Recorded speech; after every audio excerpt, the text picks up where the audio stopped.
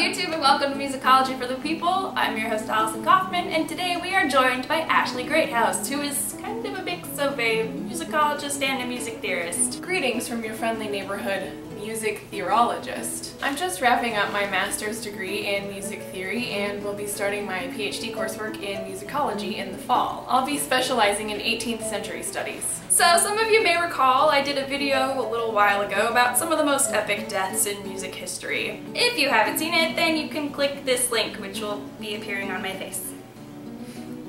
Anyway, my good friend Ashley here has reminded me that I have been completely remiss in not discussing the hilarious death of Schobert. Johann Schobert was a classical composer and harpsichordist born in around the year 1735. But records are a little wacky from the time, so we've got records saying 1735, 1740, 1745.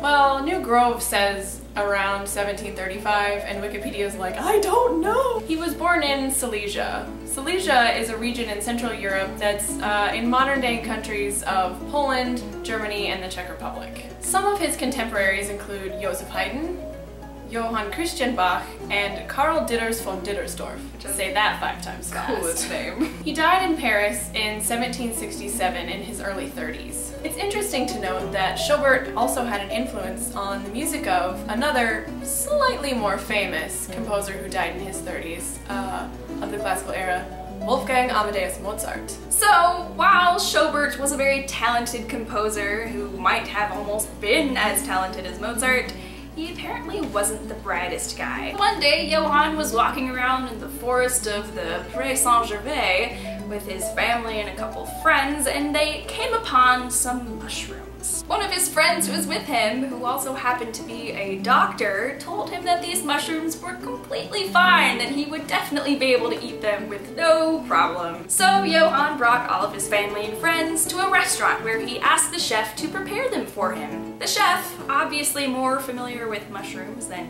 Schobert himself was like, dude, these are freaking poisonous and I will not cook these for you. I actually don't even want to put them in my kitchen. These Shnozberries taste like poison. Undeterred, the Schoberts continued to a second restaurant where another chef turned them away. Finally, Johann, his family, a few friends, went back to the Schobert household and they made a mushroom soup for everyone. He ended up poisoning to death himself, his wife, one of his children, his maid, and 4 of his friends, including the doctor who said that the mushrooms were not poisonous. Doctor.